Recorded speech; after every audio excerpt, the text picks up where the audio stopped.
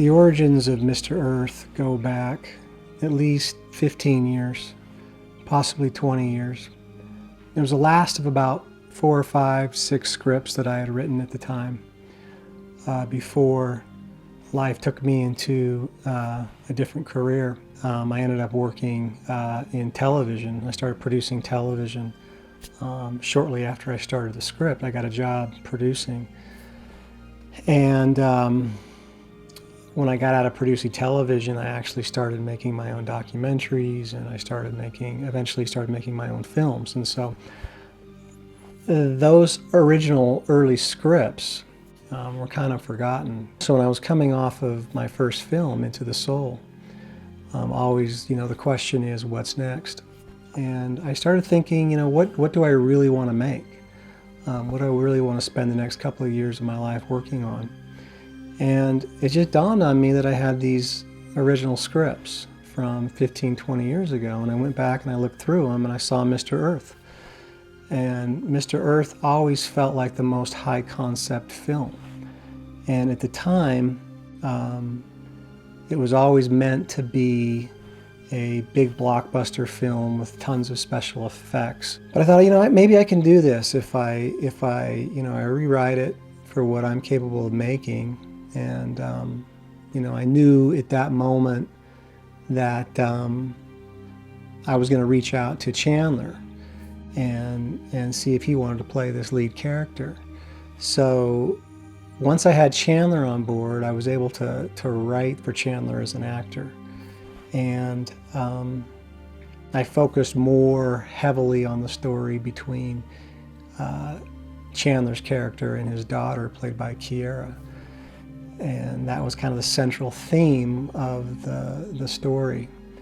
And you make adjustments to make a film that you can afford to make, but I think in the end it was the film I wanted to make. And it's always amazing, looking back on something that's been created once it's finished. And for this particular film, knowing that it started 15, 20 years ago, is this idea that I actually was writing as a spec script for Hollywood, never knowing that technology would get to a point where I'd be able to make my own films, and let alone see this film to reality and see it up on the big screen.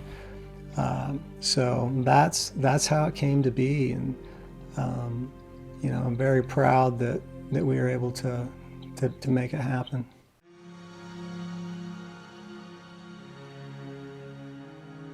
I first met Chandler, I think it was New Year's Eve 2016. I had cast him for a commercial I was working on. I saw him on the talent agency page that he was on. I picked out 2 actors that I wanted. He was one of them. He had this little blip in the commercial, but it was fantastic, and he just had the right look. And we ended up doing several commercials together, a few music videos. And we even did a small little role character monologue that he took from Apocalypse Now for his reel. We just got along, and I always admired him as an actor and as a friend. And he eventually moved to Chicago to study acting. And I told him when he comes back that I'm going to have a feature film for you. We need to make a feature film together. When he came back, I had this story already ready. I had Mr. Earth kind of picked out, and I approached him. And I said, well, I told you when you come back, we're gonna do a film together, and here's the story I want to do. Before I even read the story, a lot of it just came down to Scott just telling me about the story and the character. And when he told me about the story and the background of, the entire world building he did of this civilization and the character and the role I would play in interacting with this world, and this alien species and stuff, then it really, that's what hooked me. But what really drew me into the character as I read the script was his connections, with his family, with his daughter, the severed connection he was trying to make with his, to rebond with his wife. There was a lot of things I could relate with the character of Ben. It's not only like, was he interacting with like this cool concept of like space and, and alien civilizations and everything and those possibilities, but the, the real life struggle he was going through on Earth that I could really relate to.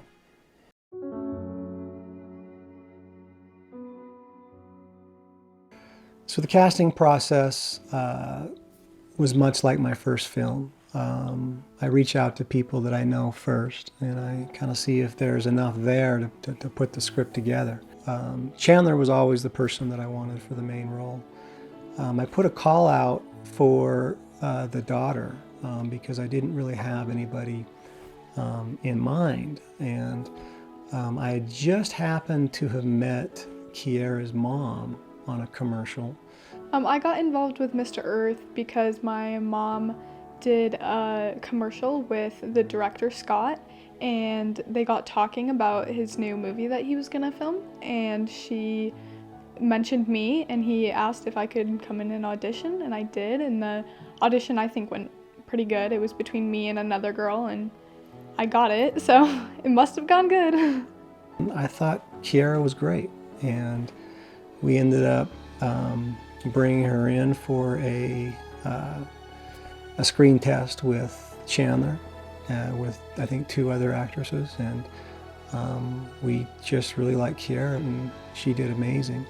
It was really fun growing with the character because in the very beginning of the movie she's really shy and closed off, and throughout the movie and filming I feel like I really grew along with her, and at the end you can really see my personality come out, and that's something that I notice and I'm proud of myself for, so yeah. Kiera's mom, Jana, came on. She was first, we had a part for her, and we actually shot scenes for it, but it was one of the scenes that ended up being cut from the movie.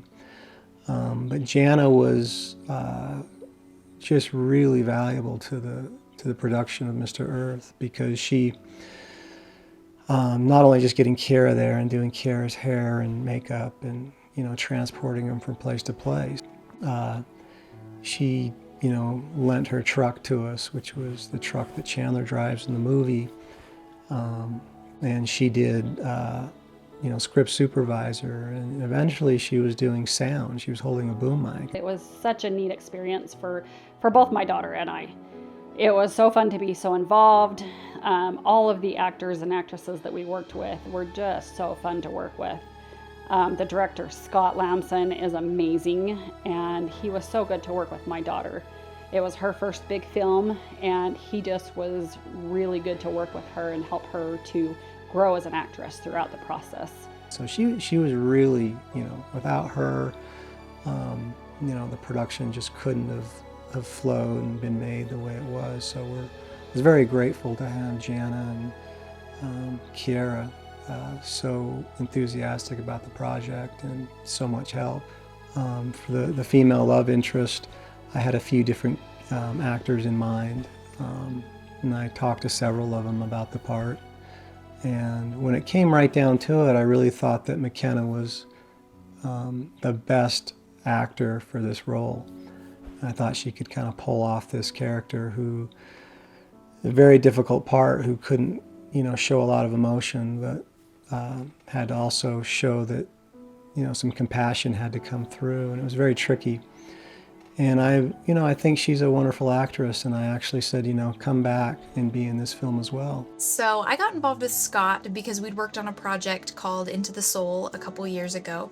And so when he approached me with this idea of me being an alien in his new sci-fi film, I was obviously intrigued. And so we started talking logistics, and things fell into place, and we made it happen. So the one caveat with this film was that Scott wanted me to look completely different from his other film. I told him, I said, the one thing I will not do is I will not dye my hair. And we were able to make it work. I temporarily dyed my hair, and obviously it washed out over time. And so I was able to go to a hairstylist who about every 2 weeks would kind of dye the roots and make my hair a little bit darker. And so we had it kind of like a brown raven color, just so dark. And that mixed with me putting in green contacts, it kind of transformed my look a lot. And I thought she was fantastic in this. Then of course we cast McKenna's husband in the film, Josh. And Josh is a great actor, and we were able to use their actual trailer where they live in real life to, was the home for Chandler's character. So without the support of the actors and what they're able to give me, locations and vehicles and time, these things just don't happen. And so I was very grateful to the cast and crew that were a part of this, that offered those things to the film. There's over 20 actors in this Mr. Earth, and I can't mention them all, but all of them were fantastic.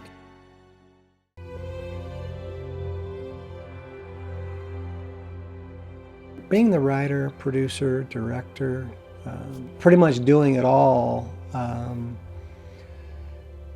I think is kind of imperative for a film like this, because when you have too many people attached to too many different areas of production with a very small budget, it's very difficult to get the project finished. So, I looked for somebody on this project to be the cinematographer. In the end, it just made sense to me to go and invest in a camera of my own and shoot the film myself. I learned a lot in my first film from the cinematographer, Dane Christensen, who came in, and we did that film, primarily on his drone. And because of scheduling and the length of time it took to complete the project, he ended up going to Europe, and then I had to shoot a good part of the film myself on his Blackmagic. And so I had experience from the first film shooting, which helped me give me the confidence on the second film that, hey, I can do this. And so me doing the cinematography actually really helped scheduling. It gave me the freedom to kind of be able to control the schedule and not have to be dependent on somebody else's schedule, because usually when you bring in a talented cinematographer, they're busy and they have other work and they have other responsibilities to get done. So that helped the film, I think, immensely as far as just getting it completed, was me being able to do everything. So, it comes with its pros and its cons, but I think for a budget this size, there's more pros to being able to do everything, for sure.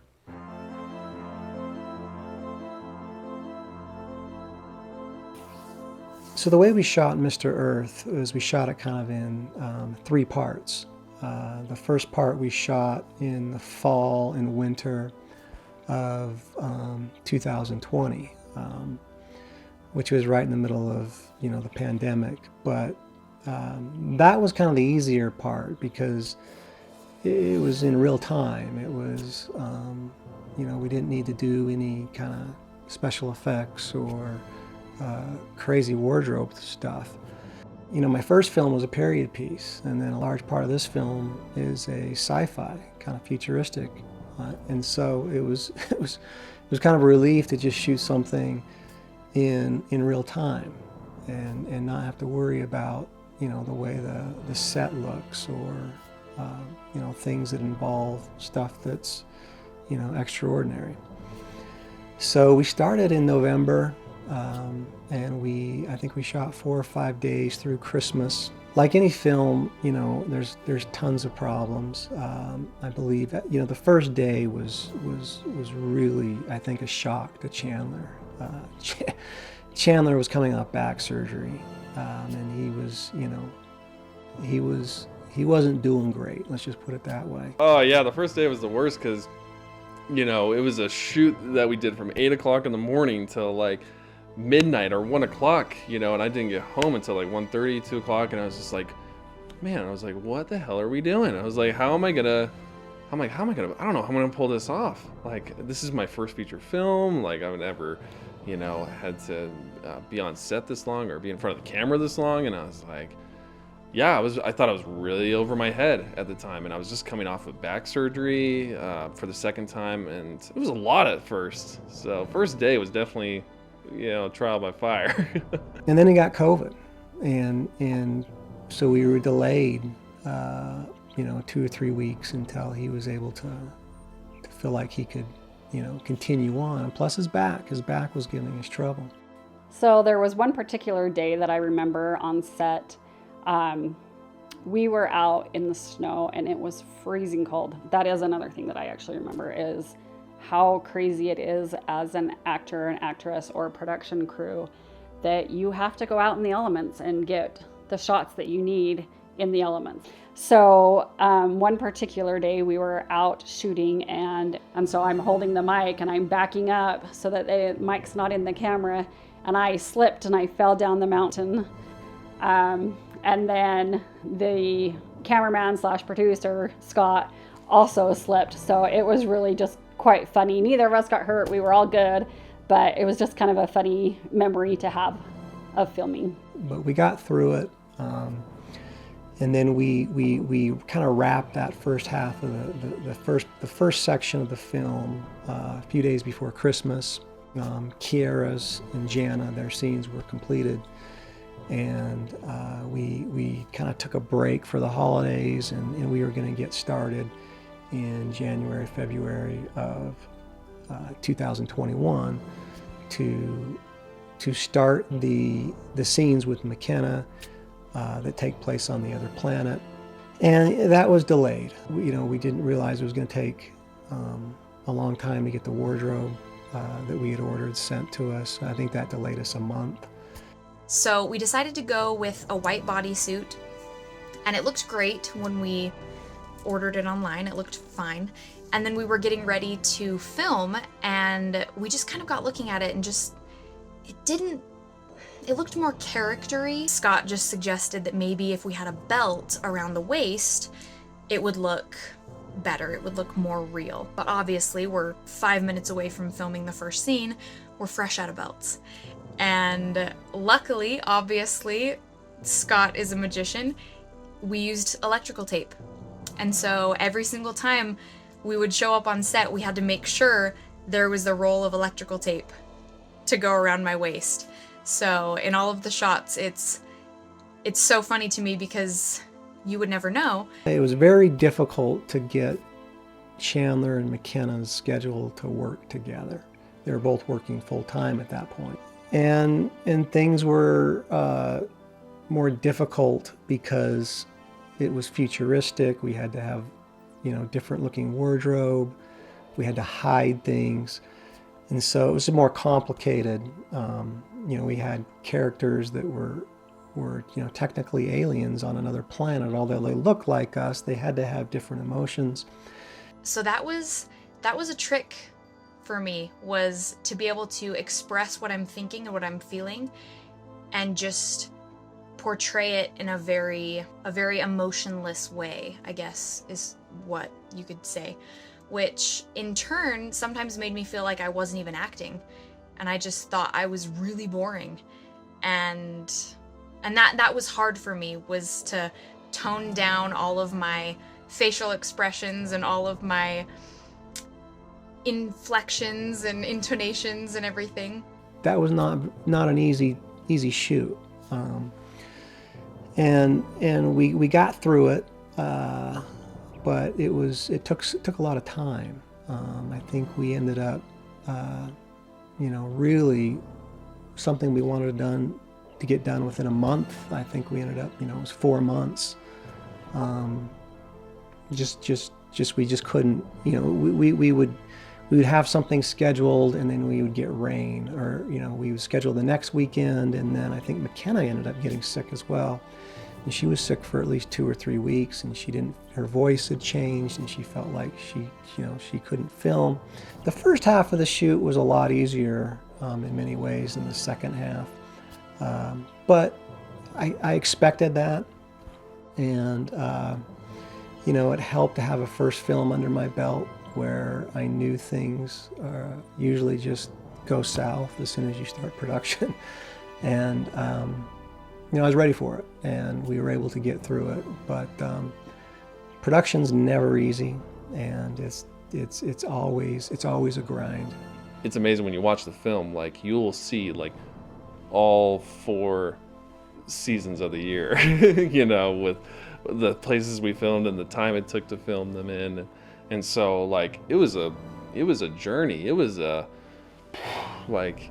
mountains and valleys and rivers to cross and all sorts, like almost literally, because we were filming from up the canyon to over all the way in the desert Saltaire, and then back over and into these woods, and just like we were just all over the map. The one day that we filmed the virtual reality scene, and Ben and I are out on the salt flats, I think I had 12 pages of dialogue. Of course, the day we decide to do this, some paragliders that are doing their thing and using a generator.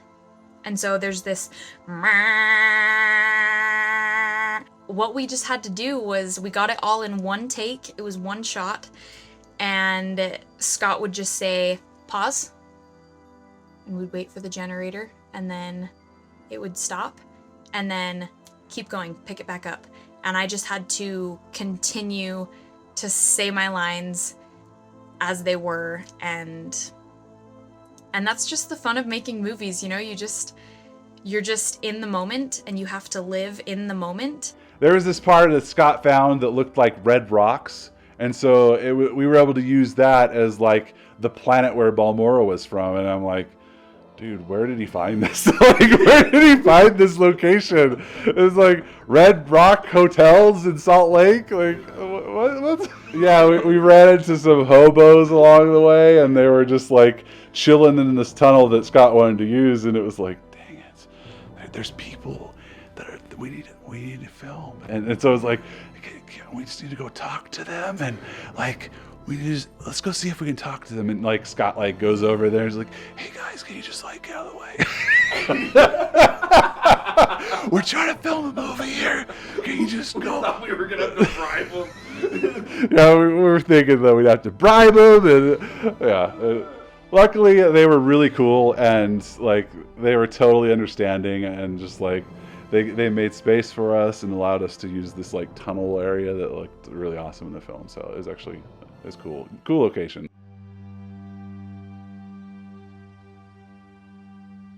So one of the ways that I make films, which is convenient, is I'm able to kind of edit as we're shooting.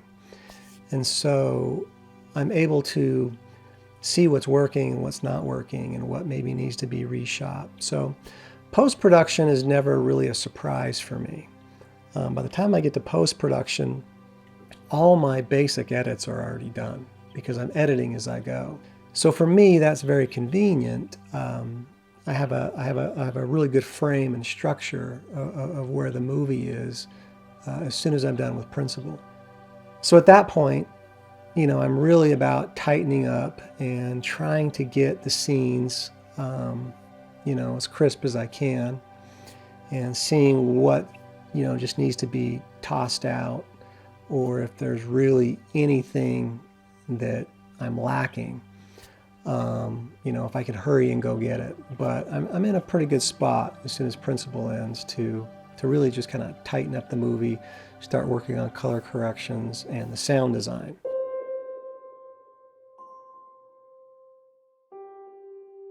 The one thing that I don't do is I don't do the music. And so the music's always a big part of my films, and I'm working with temp music.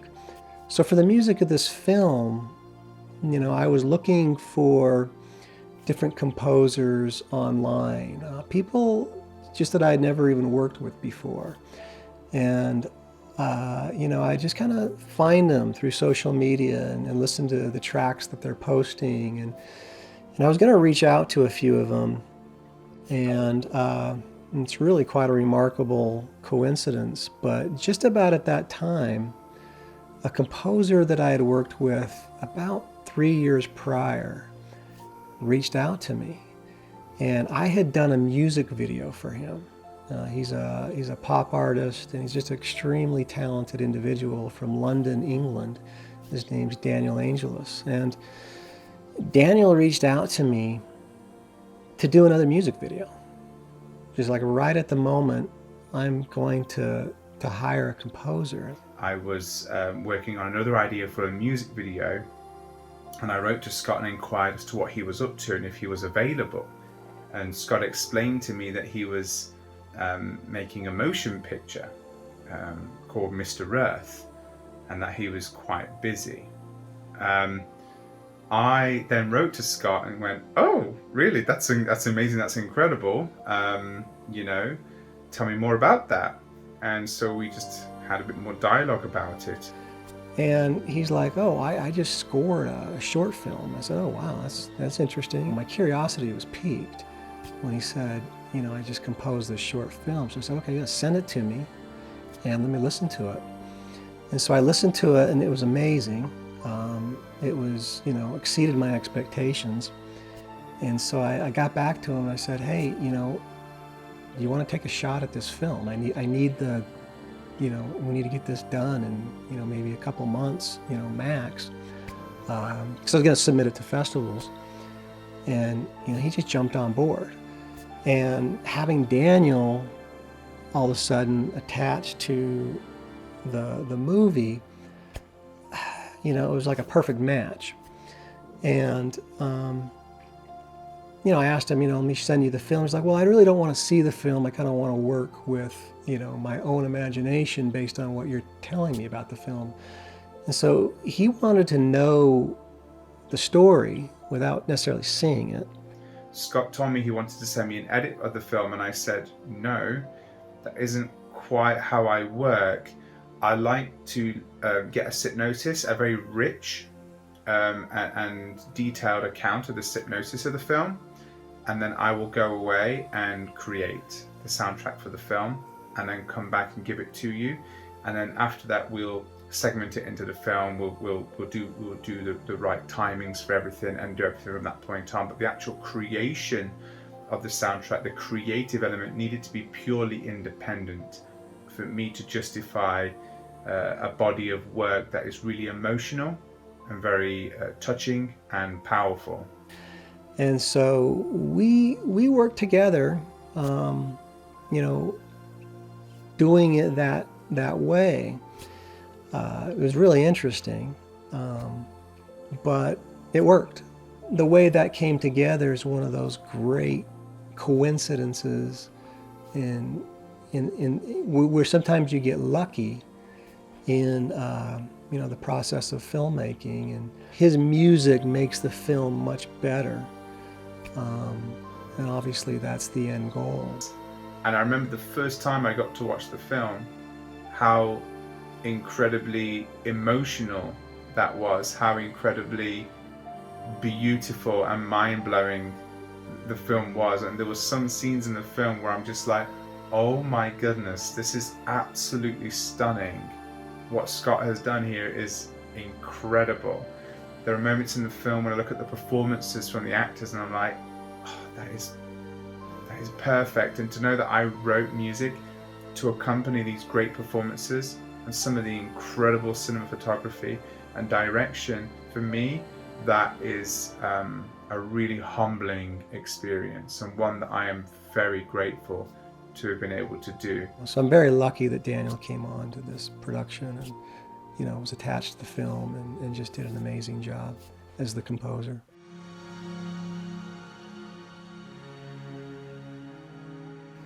So the film did really well on the festival circuit. We premiered it, I think the end of December 2021 at a megaplex on the big screen.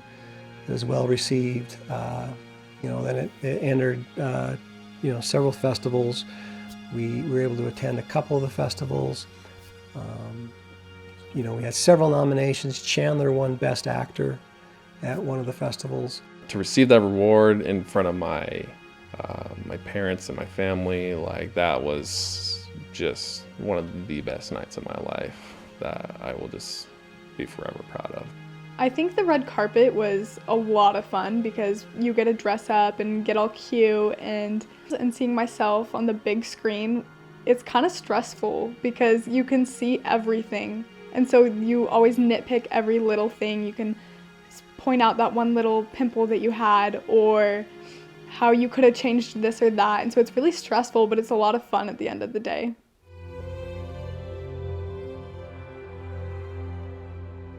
What I most enjoy about making films is that it involves several distinct creative processes. It involves this time when you're alone, when you're formulating ideas and a story, and that can be over a period of months and years. And then there's this time where you put it on paper, and you actually start to flesh some of these characters out, and you actually start to try to create a structure for it, see if it works. And then you actually start to cast people for the film. And there's actual real living, breathing people now that exist in place of those characters on a page. And then you start filming, and you put them in these situations, and they come to life right before your eyes. And then you take it to post-production, and you start to manipulate the edit and start to craft that story the way that you really want it to be told. And then you add the pieces that go along with it that emphasize that emotion, the sound design and the music and the soundtrack. You color correct it. You create this visual that started out as just this, idea maybe 2-3 years ago. And then to see it up there on the big screen and to enjoy it with an audience who is engaged with it. It's a wonderful process. It's just being creative, and it's got so many layers to it that it never gets old. And you repeat the process, but with a completely different idea and a completely different cast, and so it never gets old. It's always exciting. And every production presents its own challenges, and you never know what to expect, and you deal with those as they come. But I just enjoy the whole process of making films, and I want to make more. Working with Scott was so much fun. He really knows how to get your personality to come out and how to work with you specifically instead of just working with everyone as a group, but he is really good at working with you one-on-one. I learned so much. The thing with Scott, like, he just knows what he's doing, and he knows what he wants. And at moments when I felt like giving up, or like where I felt like I don't know if I can do this part, Scott, like I know I'm your lead, but I don't know if I can be, I just don't know if I got what it takes. And Scott was the kind of director to really pull me aside and just man to man, mano a mano, just talk to me straight up and just be vulnerable with me about the situation. And like, we really connected and bonded over the hardest parts of the filming, which was, a lot of it was just like a lot of my inner turmoil, at the time, and just recovering from my back surgery and everything. He was very accommodating and just very, very supportive, and like, he understood and just knew what I was going through, but he knew that he had so much faith in me and knew that what I was going through was just going to bleed into this film in such a way that it would really give it the life and the blood necessary for it to come to life. And so I didn't understand that at the time. I was just really having a hard time, but seeing how it all looks at the end of the day, Scott really pulled it all together. And I just know, and I just know Scott is just gonna finish what he starts. Like he's a man of his word, and that's the best thing you could ever get from a director, is a man of his word. And so that guy I can get behind, and I can do anything for him. I was really proud of Chandler. What makes him a good actor is he understands emotion. Really, I've worked with dozens of actors, the last decade, and really Chandler is right at the top of those actors, and I don't think he realizes how good of an actor he is, and I have nothing but respect and admiration for him, and in what he's able to do with a character. Having him in this film, was made this film what it is. He became Mr. Earth, and he became this believable character that people could relate to and cheer for, and be on his side and take this journey with him.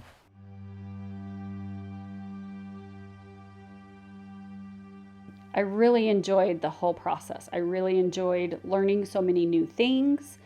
Like I said, I really enjoyed working with all of the people we got to work with. Just such an amazing cast and small crew. There was only a few of us that did a lot of the production side of stuff.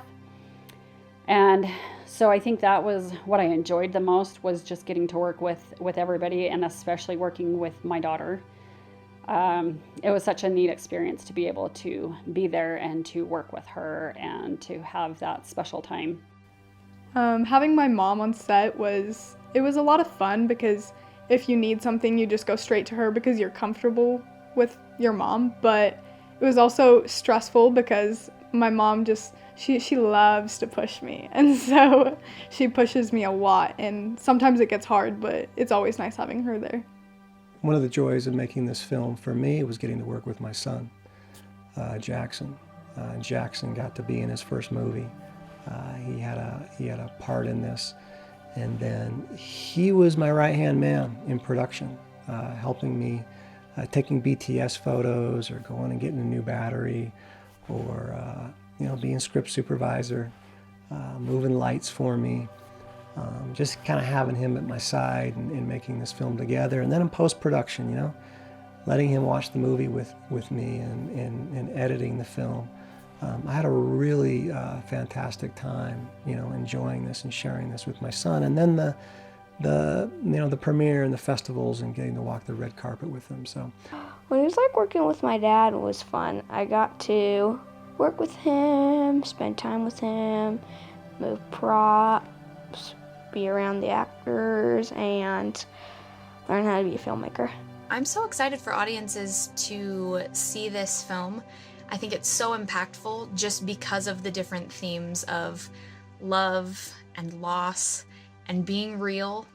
And I think they'll be very touched with all of the different emotions they experience.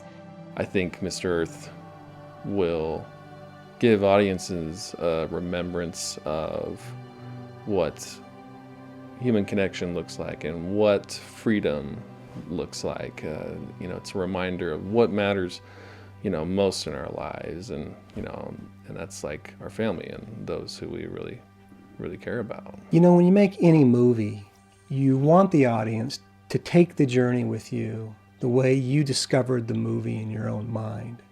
When you were writing the movie and the movie was exciting to you, and you want the audience to experience that same thing. But, for me as the writer, this has been a journey 15, 20 years in the making. I think Mr. Earth is high concept. I think it's very intriguing subject matter. And to me, I've always been fascinated by, what's out there. What's out there beyond our own solar system? What are we going to find near these other stars? We're in such an incredible part of history where we're starting to discover exoplanets, and so this film is timely in the sense that all that's becoming a reality. Now it's just a matter of what's there. And our film gives, I think the audience an opportunity to just delve into this topic and to think about, why not? Or, endless possibilities out there.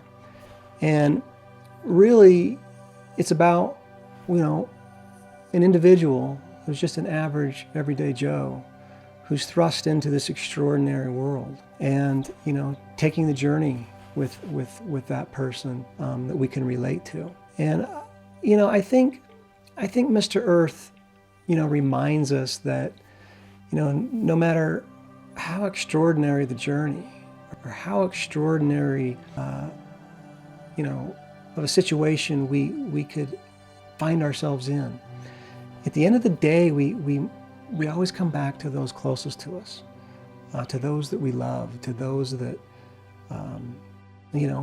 are with us day to day, our family, our friends, our loved ones. And really that's the theme and that's the story of Mr. Earth. It's for all the wonder and all the excitement and all the beautiful possibilities that could exist out there. At the end of the day, what we care about most is right here.